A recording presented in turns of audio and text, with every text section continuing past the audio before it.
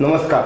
मराठवाडा नेता यूट्यूब आणि फेसबुकमध्ये आपलं मनपूर्वक हार्दिक स्वागत आहे. आपण समाजकारण, राजकारण, शिक्षण, कृषी, विज्ञान, तंत्रज्ञान, अध्यात्म या विविध विषयावर वेगवेगळ्या लोकांच्या मुलाखती घेत आहोत. आणि आज एक आगळं वेगळं व्यक्तिमत्व ज्यांनी डबल पोस्ट ग्रॅज्युएशन केलेलं आहे, MBA केलेलं आहे, MSc फिजिक्स केलेलं आहे, महिला चळवळीमध्ये काम केलेलं आहे, सध्या महाराष्ट्राच्या भाजपच्या प्रवक्त्या आहेत, भाजप युवा मोर्चाच्या चिटणीस आहेत, अशा प्रेरणाताई होनराव यांना आपण भेटणार आहोत. नमस्कार प्रेरणाताई. नमस्कार. आपण आपल्याविषयी शिक्षण, आपलं कल्चरल ॲक्टिव्हिटी याविषयी मराठवाडा नेत्याच्या वाचकांना, श्रोत्यांना थोडक्यात माहिती द्यावी. माझं शिक्षण MSc फिजिक्स झालं आहे आणि त्यानंतर MBA केलं आहे मी मार्केटिंगमध्ये. त्याच्यासोबतच एका सामाजिक कुटुंबात जन्माला आले, ज्या घरामध्ये सामाजिक कार्याचा वसा आहे. राष्ट्रीय स्वयंसेवक संघाची मी चौथी पिढी आहे म्हणायला हरकत नाही. घरामध्ये प्रचारकांची परंपरा, बाबांकडून आलेले संस्कार तेच आम्हा भावंडांमध्ये देखील आले. आणि समाजात काम करण्याची एक मनातून सामाजिक जाणीवा ज्या कुटुंबात जागृत आहेत अशा कुटुंबात जन्म झाल्या कारणाने तो वसा निश्चितच चालत माझ्याकडे आला. अच्छा. आपण शालेय आणि महाविद्यालयीन जीवनात एक्स्ट्रा करिक्युलर ॲक्टिव्हिटीमध्ये कोणकोणत्या ह्याच्यामध्ये भाग घेतला आणि कुठं कुठं पारितोषिकं मिळाली? एक्स्ट्रा करिक्युलर ॲक्टिव्हिटीज शाळेत तर मला असा एखादा इव्हेंट आठवतच नाही की ज्याच्यामध्ये माझा सहभाग नसेल असा. सगळ्याच कल्चरल ॲक्टिव्हिटीजमध्ये, खेळांमध्ये हिरिरीने सहभाग असणारी मी होते. साधारणतः आपण आता जे KG, ज्युनियर KG, बालवाडी म्हणायचो आम्ही त्यावेळी, मराठी मीडियम शाळेत शिकले मी. तेव्हापासून बाबांनी माझ्यातल्या नैसर्गिक कलागुणांना वाव देण्याचा एक दिला त्यांनी मला. आणि तेव्हापासून मग एक्स्ट्रा करिक्युलर ॲक्टिव्हिटीज हा एक आवडीचा विषय बनत गेला आणि तो माझ्या आयुष्याचा शैक्षणिक क्षेत्रातला अविभाज्य घटक होता. त्यामुळे नक्कीच एक विश्वास, उत्साह, जिंकण्याची एक आपल्यामध्ये उमेद आणि सामाजिक जाणीवा घेऊन काम करण्याची इच्छा ही त्या काळात जागृत झाली. आपण पोस्ट ग्रॅज्युएशन कधी झालं? फर्स्ट आणि सेकंड. अगोदर फिजिक्स केलं, नंतर MBA मार्केटिंग केलं.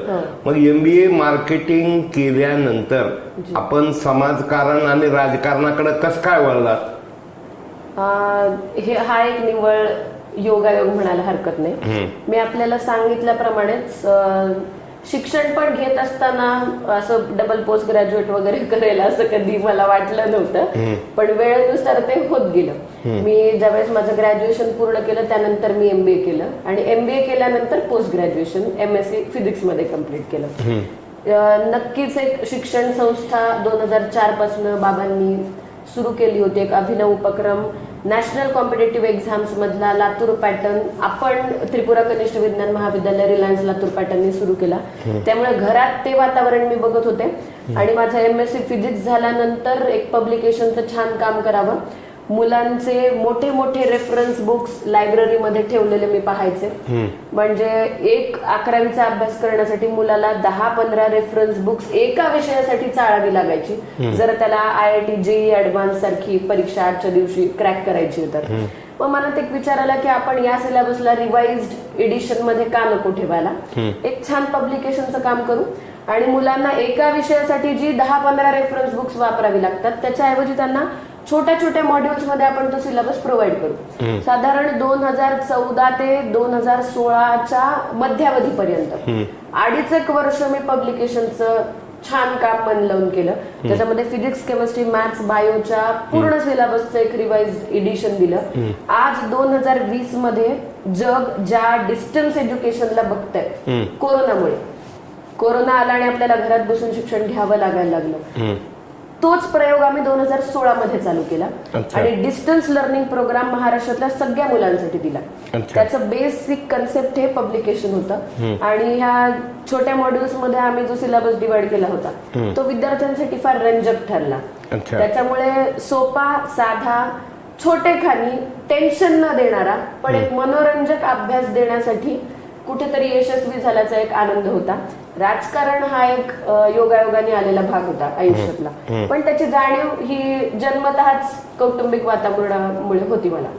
आता आपल्याकडं पुरुष प्रधान संस्कृती तुमच्या जन्मगावी किंवा आपल्या परिसरामध्ये असताना आपण एक महिला म्हणून राजकारणामध्ये आज आपण भाजपच्या प्रवक्त्या, युथ विंग BJPच्या सेक्रेटरी म्हणून ऑब्स्टॅकल काय येतात, तुम्हाला ऑब्स्टॅकल काय येतात किंवा तुम्हाला नाही तर जनरल महिलांना काय ऑब्स्टॅकल येतात? खरं सांगायला गेलं तर ह्या गोष्टीची मला जाणीव कधीच झाली नव्हती, कधीच झाली नाही. कारण लहानपणापासून माझ्या वडिलांनी मुलगा आणि मुलगी हा भेद घरात कधीच केला नाही माझ्या. जे नियम मुलीसाठी आहेत तेच नियम मुलासाठी होते. त्यामुळे हा भेदाभेद जन्मल्यापासून मला कधीच जाणवला नाही. पण एका पॉलिटिकल प्लॅटफॉर्मवर आल्यानंतर मनामध्ये ह्या विचार करायला लावणाऱ्या गोष्टी मी बऱ्यापैकी अवतीभोवतीच्या वातावरणामध्ये बघितल्या. पण एक कॉन्फिडन्स जो अपब्रिंगिंग मध्ये होता तो असल्या कारणाने मला त्याच्यात विशेष चॅलेंजिंग असं कधी वाटलं नाही की हे पुरुष आहेत आणि ही स्त्री आहे, मग स्त्रीने वेगळं वागलं पाहिजे, पुरुषांनी वेगळं वागलं पाहिजे. ज्यावेळी आपण कुटुंब म्हणून एका पॉलिटिकल प्लॅटफॉर्मवर काम करतोय त्यावेळी आपण जेंडरचा विचार करायच्या ऐवजी ज्या विचारधारेसाठी आपण एकत्र त्या प्लॅटफॉर्मवर आलोय त्याचा विचार करावा हे मनात अपब्रिंगिंग मधून कुठेतरी आलं होतं. त्यामुळे स्त्री आणि पुरुष हा डिफरन्स मला कधी जाणवला नाही, पण एकंदर सामाजिक व्यवस्थेमध्ये तो जाणवतो. सगळ्यांना असं अपब्रिंगिंग मिळत नाही. आपल्याकडे पुरुष प्रधान संस्कृती ही आहेच समाजाचा अभ्यास करत असताना. मेल डॉमिनेटिंग गोष्टी आहेत, स्त्रियांना नक्कीच संघर्ष करावा लागतो. तिच्यासाठी चॅलेंजिंग गोष्टी अशा आहेत की तिला कुटुंबही सांभाळावं लागतं आणि एखाद्या राजकीय प्लॅटफॉर्मवर आल्यानंतर ह्या दोन्ही बाजू सांभाळत सांभाळत तारेवरची जी कसरत करायची असते आणि तिच्यातल्या क्वालिटीजला वाव ह्या जेंडर इक्वॅलिटी मध्ये मिळणं हे तिच्यासाठी थोडं चॅलेंजिंग वाटतं. मला ते वेळेनुसार आता थोडी वेळ बदलली आहे, आणखीन बदलायची आहे आणि माझ्यासारख्या युवतीचं ते दायित्व आहे असं वाटतं मला की हे वेळ बदलण्याच्या प्रोसेसमध्ये माझाही एक खारीचा वाटा असावा. आणि महिला सक्षमीकरणाच्या भूमिकेमध्ये जिथे महिलेला न्याय द्यायची भूमिका येते आणि तिथे माझा छोटा जरी भाग असेल तर तो 100% पूर्ण करायचा प्रयत्न मी करते. दिवसेंदिवस राजकारणामध्ये कटथ्रो कॉम्पिटिशन होत असताना आणि सवंग लोकप्रियता वाढत असताना काही जण प्रायोगिक तत्वावर किंवा कुणाला तरी बळीचा बकरा करायचं आणि पुन्हा आपसात कॉम्प्रोमाइज करायचं अशा ज्या दिवसेंदिवस घटना जसं अट्रॉसिटीच्या बाबतीत काही जण करतात तसं महिला हे महिलांचं अस्त्र आणि शस्त्र म्हणून वापरलं जात आहे का किंवा काही जण वापरतात का?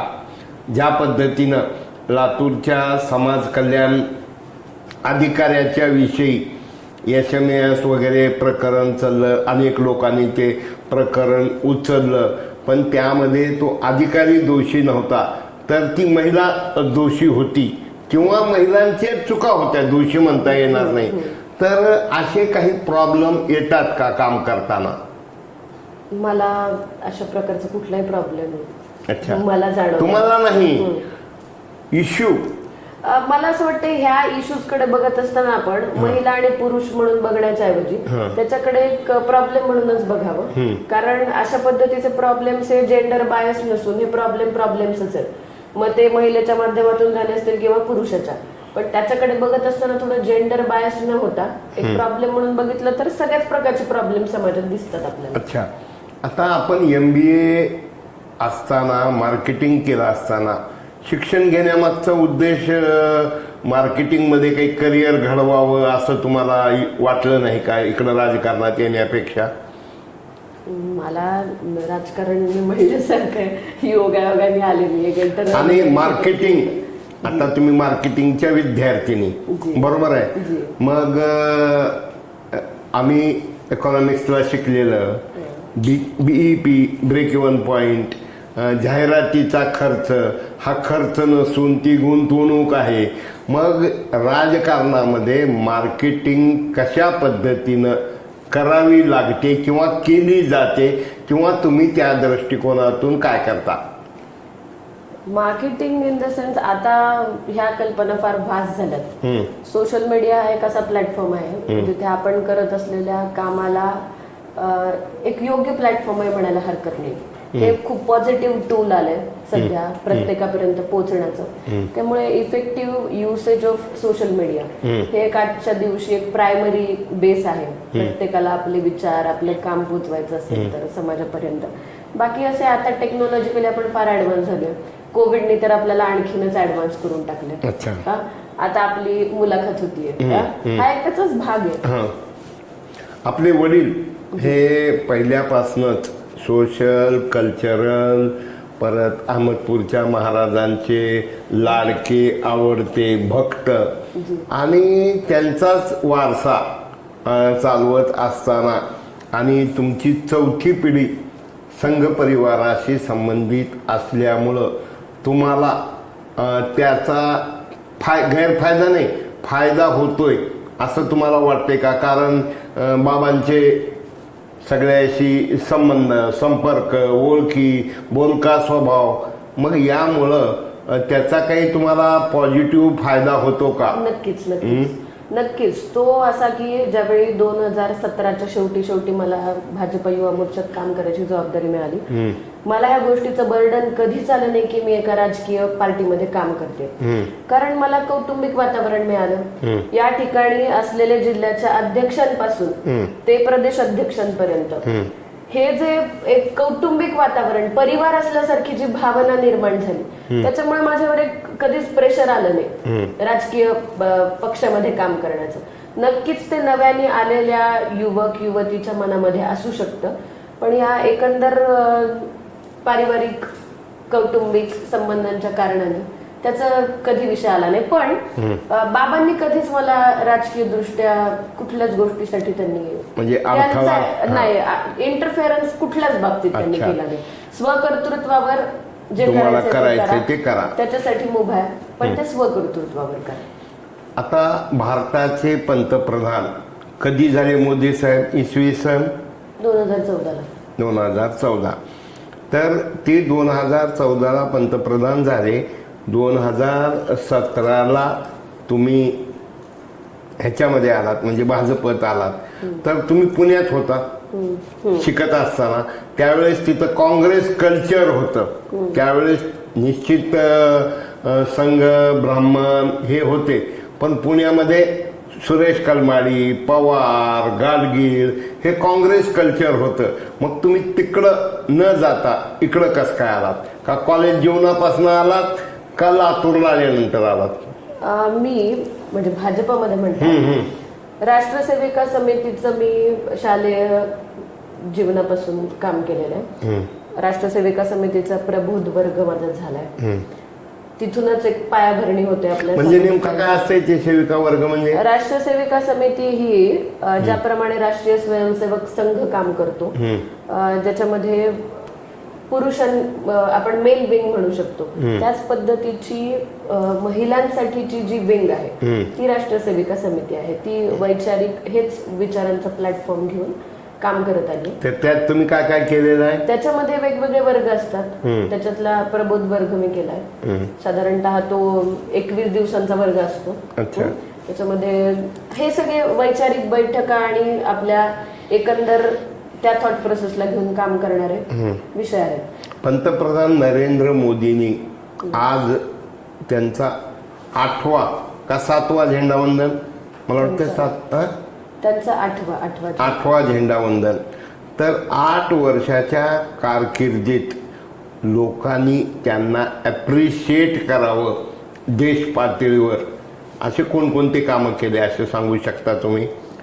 मोदीजींनी खरंच आजच्या दिवशी आपण 15 ऑगस्टच्या दिवशी मी आपल्याशी बोलतेय, मला माझं एक खूप मोठं सौभाग्य वाटतं की योगायोगाने का होईना पण मला भारतीय जनता पक्षामध्ये काम करण्याची संधी मिळाली. आणि मोदीजींचा कार्यकाळ म्हणजे मी तर म्हणेन, मी अगदी म्हणत असते, आमचे एमपीज जे पण आहेत, खासदार जे आहेत आपले, ज्या कोणाची माझी भेट होते त्यांना मी हे प्रकर्षाने माझ्या मनातली भावना बोलून दाखवते की या काळात मोदीजींच्या टीम मध्ये काम करायची सुवर्ण संधी त्यांना मिळाली आहे. हे भारताचा सुवर्णाक्षराने लिहिला जाणारा काळ आहे हा. मागे स्ट्रगल करून 1980 ला भारतीय जनता पार्टीची स्थापना झाली आणि आज त्याचं एक कुठंतरी वटवृक्षामध्ये रूपांतर होत असताना आपण बघतोय. गेल्या 8 वर्षाच्या काळामध्ये मोदीजींनी असा कुठलाच आयाम सोडला नाही ज्याला स्पर्श केलेला नाहीये. म्हणजे पंडित दीनदयाळ उपाध्यायांची अंत्योदयाची संकल्पना आणि एकात्म मानववाद हे खऱ्या अर्थाने जगणारे मोदीजी आहेत. आपल्या समाजातल्या शेवटच्या घटकापर्यंत, म्हणजे आज हक्काने ज्या घरावर तिरंगा झेंडा लावलाय, ती प्रधानमंत्री आवास योजना असेल, माता भगिनींना त्यांच्या हक्काचं छत, म्हणजे आज प्रधानमंत्री आवास योजनेतून मिळालेलं प्रत्येक घर हे त्या महिलेच्या नावावर आहे. तिला एक विश्वास देणारे मोदीजी आहेत, तिच्यासाठी काम करणारे मोदीजी आहेत, शेतकऱ्यांसाठी काम करणारे मोदीजी आहेत, कामगारांसाठी काम करणारे मोदीजी आहेत. ते आज आपण $3.29 ट्रिलियन ची इकॉनॉमी घेऊन पुढे जात असताना, मगाशीच आपण डिस्कस केल्याप्रमाणे की आता आपण युकेला काही दिवसांमध्ये मागे टाकून देऊ या इकॉनॉमी वॉर मध्ये. त्यामुळे एकंदर आत्मनिर्भर भारत बनवण्याच्या या कार्यकाळामध्ये साधारणतः 8 वर्षात मोदीजींनी सगळ्याच आयामांना स्पर्श केलाय. अगदी राम मंदिर व्हावं ही आपल्या देशातल्या प्रत्येक नागरिकाच्या मनातली इच्छा होती. माझे आजोबा मला आठवत आहेत, आता एक 6 महिने झाले त्यांना जाऊन. बरोबर आहे. प्रचंड मनामध्ये एक तीव्र इच्छा राम मंदिर झालं पाहिजे याची. माझे बाबा दोन्ही कारसेवांना गेलेले आहेत. तो राम मंदिराचा प्रश्न असेल, 370 कलम. आज भारताचा इतिहास आणि भारत मातेला वेदना होणारी एखादी गोष्ट कुठली होती तर ते 370 कलम होतं. काश्मीर आपल्या देशाचा भाग असून पण तो आपल्या देशाचा भाग नव्हता. पण आज आपण गर्वाने सांगू शकतो की आता काश्मीर हा आमचा आहे. त्या पद्धतीने आम्ही त्याला विलीन केलंय भारतामध्ये. 370 कलमासारखा विषय असेल, असे अनेक विषय आहेत जे मोदीजींनी, आपल्याला काशी विश्वनाथाला पुन्हा जीर्णोद्धार करण्यासाठी इतके वर्ष लागले. त्यामुळे आपल्या कल्चरल ऍक्टिव्हिटीज असतील, मी केदारनाथला जाऊन आले. मी केदारनाथला गेले त्याच्यानंतर साधारण 10 दिवसांनी मोदीजी त्या ठिकाणी गेले होते. केदारनाथाचा केलेला जीर्णोद्धार, त्या ठिकाणी झालेलं काम बघितल्यानंतर खरंच मनाला एक समाधान मिळून जातं की आज सर्व आयामांना स्पर्श करणारं मोदीजींचं हे नेतृत्व आहे. आणि देशातल्या तरुणाचा विचार करणारं, आत्मनिर्भर भारतासारखी संकल्पना तरुणाच्या हाताला काम देण्यासारखं, त्यांना उद्यमशील बनवण्याचं काम मोदीजींनी जे केलंय. आजच आपण त्यांचं भाषण ऐकलं. माता भगिनींसाठी त्यांनी जे गौरवोद्गार काढले, तो विश्वास जर आज देशामध्ये निर्माण करण्यासाठी मोदीजी पुढाकार घेतात तर येणाऱ्या काळामध्ये नक्कीच महिला सक्षमीकरणाची संकल्पना आपल्याला बोलावी लागणार नाही, ती प्रत्यक्षात उतरत असताना आपल्याला दिसते. एक राष्ट्रपती आज देशाची महिला होतीये. आदिवासी समाज, मी मगाशी म्हटल्याप्रमाणे अंत्योदयाची संकल्पना मोदीजींनी महिला राष्ट्रपती देऊन पूर्ण केली. असे अनेक विषय. असं तुम्हाला वाटत नाही का की नरेंद्र मोदी हे भावनिक राजकारण करत आहेत? एका बाजूला राम मंदिर, दुसऱ्या बाजूला काशी विश्वेश्वर मंदिर, तिसऱ्या बाजूला 370 कलम, समान नागरी कायदा, पण त्याचबरोबर गॅस सिलेंडर म्हणजे भाव वाढत आहेत, पेट्रोल डिझेलचे भाव वाढत आहे, महागाई गगनाला जात आहे. याबद्दल तुमचं काय मत आहे? भावनिक राजकारण करतायत असं मला वाटत नाही. ते भावनिक आहेतच. देशाच्या प्रश्नांना घेऊन ते 100% भावनिक आहेत. आज मी हे आपलं सुदैव मानते की जग महागाईच्या एका मोठ्या उंबरठ्यावर उभा असताना आपल्या शेजारच्या श्रीलंकेत झालेली अवस्था आपण बघितलीये. महागाई वाढलीये का? आपल्या दृष्टीने वाढलीये, पण जगाच्या दृष्टीने भारतातली महागाई ही वाढलेली नाहीये. जर आपण जागतिक अभ्यास केला आणि इतर राष्ट्रांकडे बघितलं तर ते अक्षरशः दिवाळखोरीच्या उंबरठ्याच्या पुढे निघून गेलेत, तर काही दिवाळखोरीवर उभे आहेत. त्यावेळी सुद्धा आज आपण सक्षमपणे आपले सण साजरे करायला लागलो आपले लोक आपली उपजीविका उत्तमरित्या निभवायला लागले, उलट त्यांच्या स्पेंडिंग कॅपॅसिटीज वाढल्यात देशामध्ये. त्यामुळे त्या महागाईला आपल्या दृष्टीने आपण चष्म्यातून बघतोय, पण जगाच्या दृष्टीने आपण इकॉनॉमी खूप स्ट्रॉंगली सांभाळली आहे, असं माझं एक वैयक्तिक मत आहे. हे जगासोबत अभ्यास करत असताना आपल्याला जाणवतं. सोबतच कोविडच्या काळामध्ये आपण बघितलं, फक्त माझं न म्हणत असताना वसुधैव कुटुंबकम म्हणत जगातल्या साधारण 150 पेक्षा जास्त देशांना याच मोदीजींनी लसी पुरवल्या. स्वतःच सांभाळून इतरांना मदत करणारे मोदीजी आहेत. त्यामुळे भावनिक आहेत का? 100% भावनिक आहेत. ज्या विचारांना घेऊन आजन्म त्यांनी काम केलंय त्याला खऱ्या अर्थाने न्याय द्यायच्या भूमिकेमध्ये ते आहेत. त्यामुळे भावनिक मुद्दे आहेतच, ते लोकांच्या भावनेचे मुद्दे त्यांच्याकडनं अपेक्षा लोक आहेत. असं म्हणतात की इव्हेंट मॅनेजमेंट, करोनाच्या काळात टाळ्या वाजवा, दिवे दावा, आता अमृत महोत्सवाला घरघर झेंडा आणि जोक व्हॉट्सअप फेसबुक तुमच्या सोशल मीडियावर एका कलेक्टरकडं एक लेडीज जाते की माझ्याकडं झेंडा आहे पण माझं घर नाही. काय म्हणजे नेमकं इव्हेंट मॅनेजमेंट. आणि तुम्ही MBAच्या असल्यामुळं मार्केटिंग ही मोदी साहेब खूप चांगल्या प्रकारे करतात आणि लोकांना दुःख म्हणजे याची आठवण होऊ नये म्हणून ते कोमात किंवा आपण ऑपरेशन करताना चिरफाड करताना जसं त्याचं सुंद केलं जातं तशा प्रकारचं करून या ठिकाणी विरोधी पक्षाच्या लोकांना ईडीची भीती दाखवा, आणखीन कुठली तरी भीती दाखवा. याबद्दल तुमचं काय मत आहे? हे जे आता उदाहरण दिले तुम्ही, हे खरं तर त्या पार्टीकडून आलेले अजेंडे आहेत. हे जी उदाहरणं दिली आता तुम्ही, व्हॉट्सअपवर हे येतात, ते जोक्स येतात, हे येतात, हे सगळे तयार केलेले उद्धव ठाकरे काल त्या मार्मिकच्या व्यंगचित्राच्या उदाहरणातही बोलले आणि अगोदरही आलेलं आहे. हे सगळे अजेंडाज आहेत ऑपोजिशनचे, जे कर्मशून्य आहेत, ज्यांच्याकडे प्लॅटफॉर्म असताना लोकांसाठी ते काहीही करू शकत नाही, लोकांच्या प्रश्नाची जाणीव नाही. त्या लोकांना फक्त एकच काम आहे, मोदी सरकारच्या विरोधात अजेंडा बिल्डिंग करणे. ते तर करणारच ना, ते करू देत. पण माझं म्हणणं असं आहे की याची लिटमस टेस्ट किंवा याची परीक्षा कुठे आहे? 2014ला मोदीजी बहुमताने निवडून आले, 2019ला त्याच्यापेक्षा ट्रिमेंडस विक्ट्री त्यांनी मिळवली. मग जनमानसाचा कौल हा व्हॉट्सअप मेसेजेसवर डिपेंडंट नाही किंवा त्यातनं तो सिद्ध होत नाही, तो मतदानाच्या स्वरूपामध्ये दिलेल्या कौलातनं आपल्याला दिसतो. त्यामुळे मोदीजी जे काम करतायत ते ह्या समाजातल्या त्या प्रत्येक मतदात्याच्या मनातलं काम आहे. त्याच्यामुळेच त्यांना लोकांचा जनमानसाचा कौल मिळत आलाय. त्यामुळे हे सगळे सेकंडरी अजेंडात चालून काही होणार नाही. माझी विनंती आहे ऑपोजिशनला, राहुल गांधींना आणि त्यांच्या पार्टीला, त्यांनी लोकांसाठी काम केलं तर 2-4 जागा वाढतील.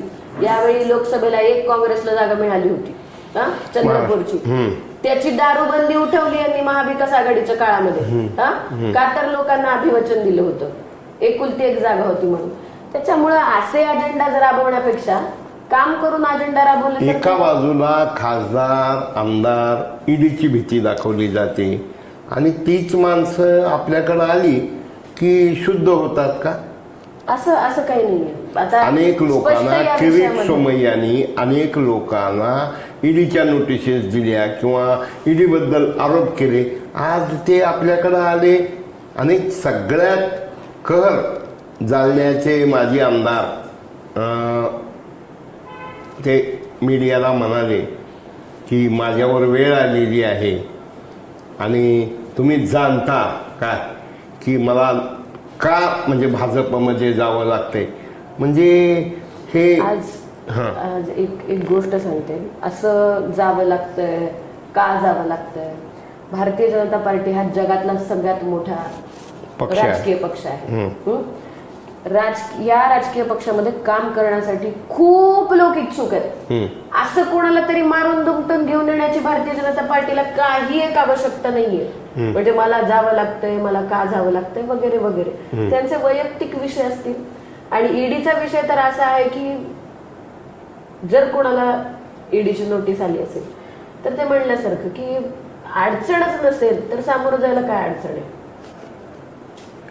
आता त्याचे अर्थ ऑपोजिशन काय घेत असेल तर त्यांच्या आजच्या राजकारणाचा भाषणामध्ये की त्यांनी फार महत्वाचे 2 मुद्दे, जसं महिलाचा सन्मानाचा मानला, तसं करप्शन आणि करप्शनला समर्थ करणाऱ्या लोकांची मला क्यू येते आणि भाई भतीजा वाद, या 2-3 मुद्द्यावर प्रामुख्याने त्यांनी मत मांडलं.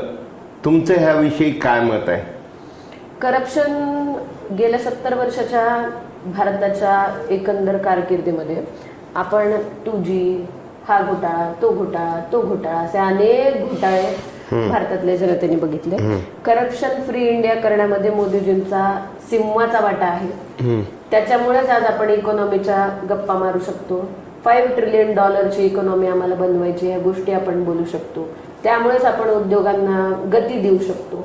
करप्शन फ्री इंडिया करण्यामध्ये मोदीजींची मुवमेंट 2014 पासून जी चालू आहे ती खरंच वाखाणण्याजोगी आहे. आज त्याचंच एक प्रातिनिधिक स्वरूप त्यांनी बोलत असताना दाखवलं.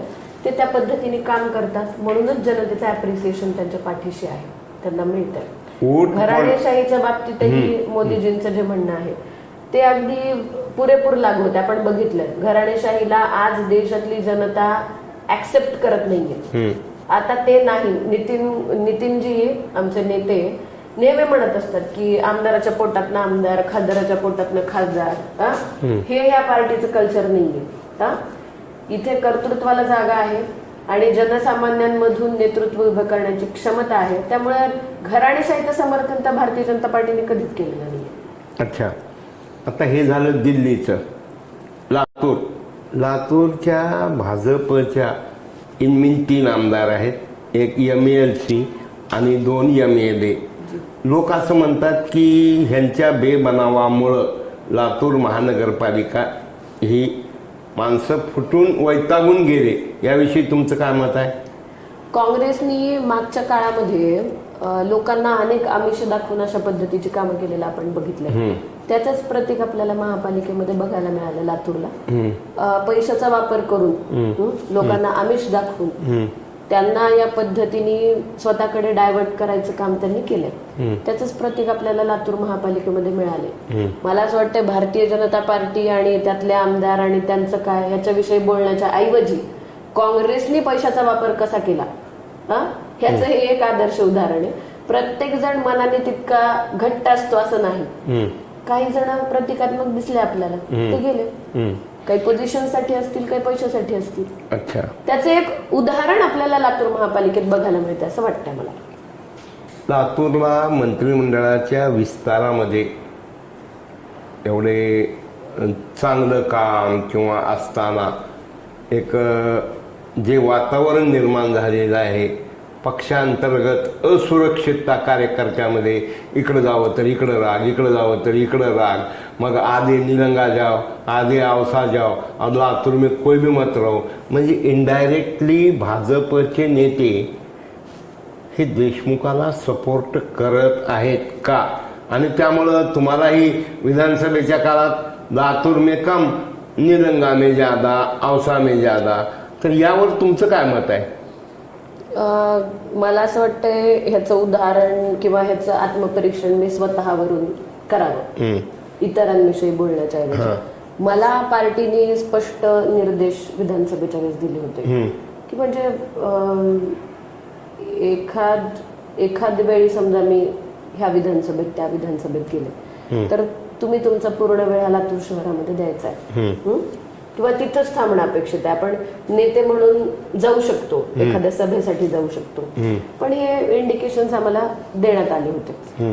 आणि राहिला प्रश्न तुम्ही आता बोललेल्या गोष्टींचा, मला वाटतं येणाऱ्या काळामध्ये 2017 पासून ज्यावेळेस म्हणजे मी पार्टीचं काम करते, भारतीय जनता पार्टी एक चा बाले किल्ला म्हणून लातूरचं रूपांतर झालंय हे आपल्यालाही मान्य असेल. कधीच न आलेली महापालिका, कधीच न आलेली जिल्हा परिषद, 0 to hero ह्या डायरेक्शननी प्रवास झालाय.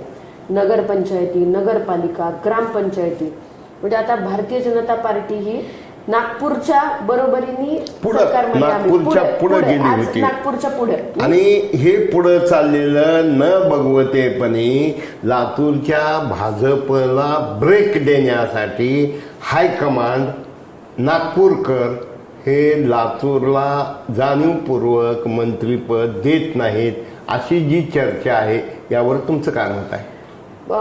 भारतीय जनता पक्ष हा नेहमीच न्यायिक भूमिकेत काम करणारा आपल्याला दिसलाय. आता आपण फर्स्ट एक्सपान्शन बघितलं, त्या वेळेच्या गरजा आणि त्या वेळेची परिस्थिती ह्याला समजून घेऊन 9 कॅबिनेट मिनिस्टर आपण भारतीय जनता पक्षाचे झालेले बघितले.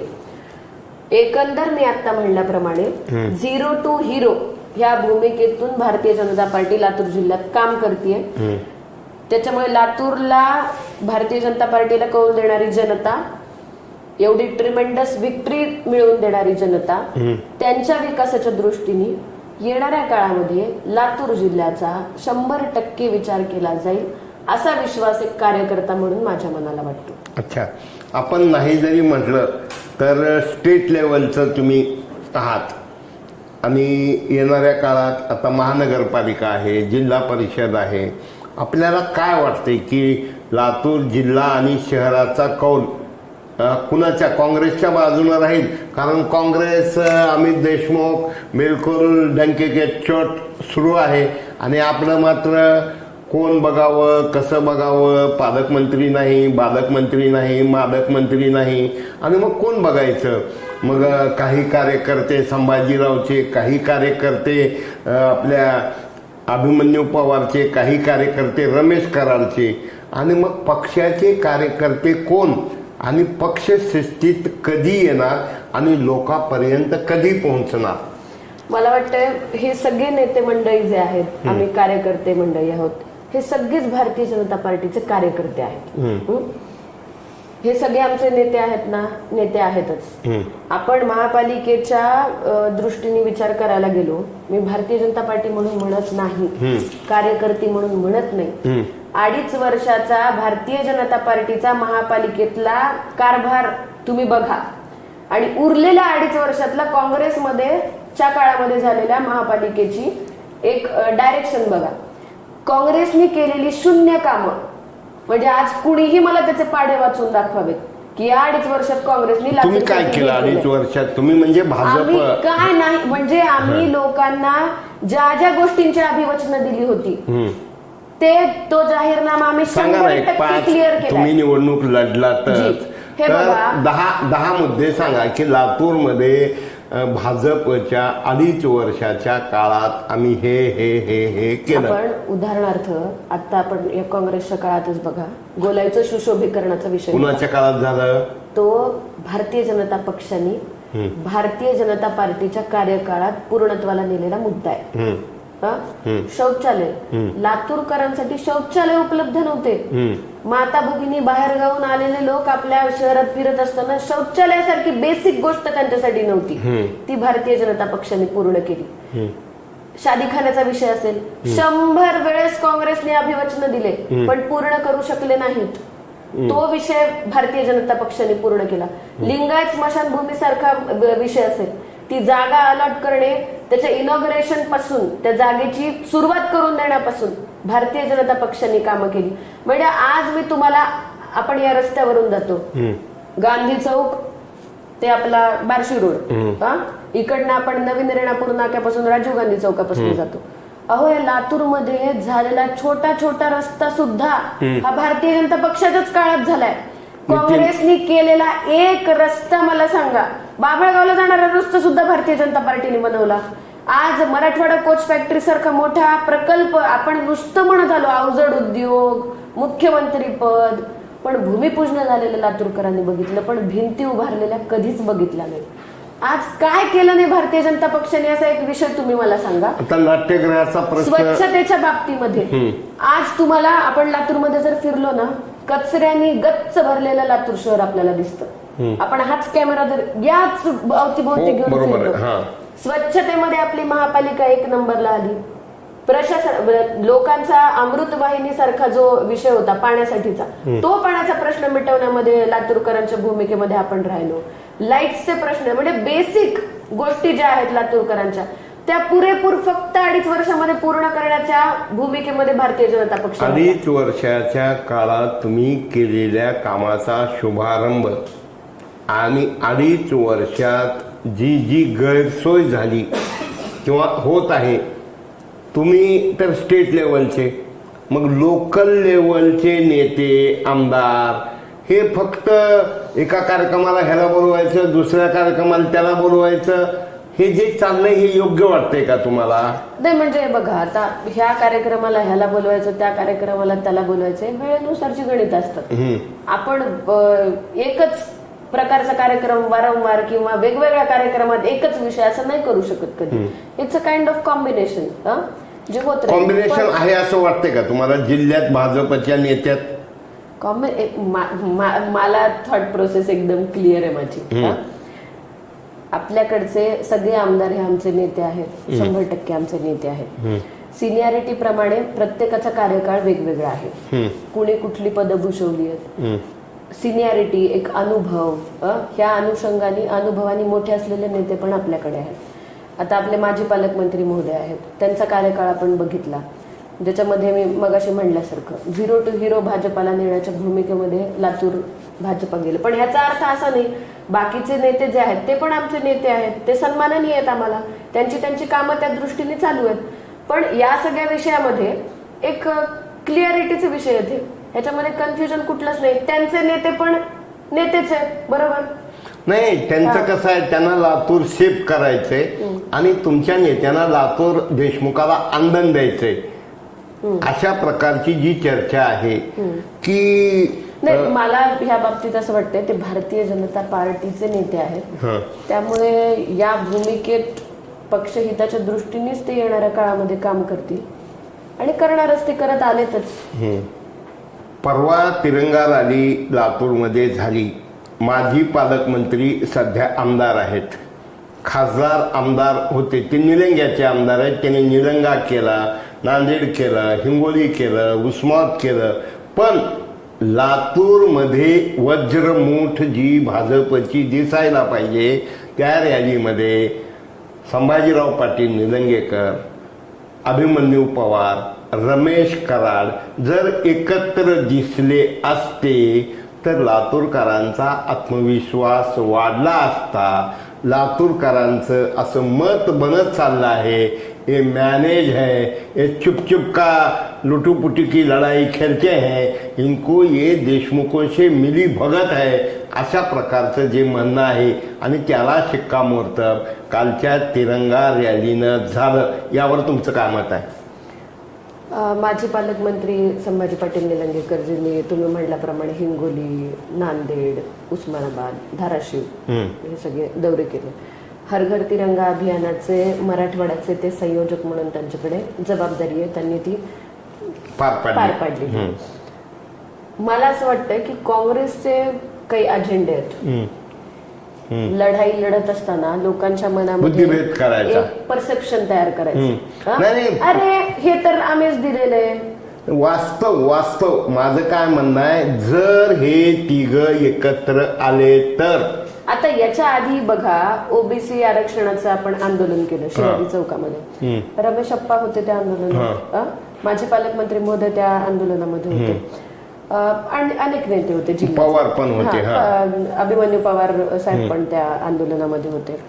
आणखीन असे बरेच आंदोलन आहेत ज्याच्यामध्ये सगळेजण एकत्र होते. आता एका तिरंगा रॅलीमध्ये जर रमेश अप्पा आले नसतील, रमेश अप्पा नाही, पवार नाही, पवार साहेब आले नसतील तर मे बी त्यांचे काही कारण असतील, त्यांचे आणखीन काही कामं असतील, कुठल्या याच्यामध्ये व्यस्तता असेल. पण माजी पालकमंत्री महोदयांनी, खासदार साहेबांनी, योगायोगानं महाराष्ट्राच्या युवा मोर्चाच्या चिटणीस आहात, प्रवक्ते आहात. तुम्ही न भीता, ना पाटलाला घाबरता, ना पवाराला भीता, ना कराडाला गिनता, तुम्ही हे कोऑर्डिनेशन, मी सांगतोय म्हणून नाही, मधल्या मध्ये तरी जे चाललंय लातूरचं वाताहात, आम्हाला त्यांनी कोण मंत्री होणार आहे यापेक्षा ह्यांच्या पापामुळं, जसं ह्यांच्यामुळं आलं म्हणजे ह्यांच्यामुळं, ह्यांनी थोडी बटणं दाबले, त्यावेळेस तिघही होते म्हणून तुमची महानगरपालिका आली.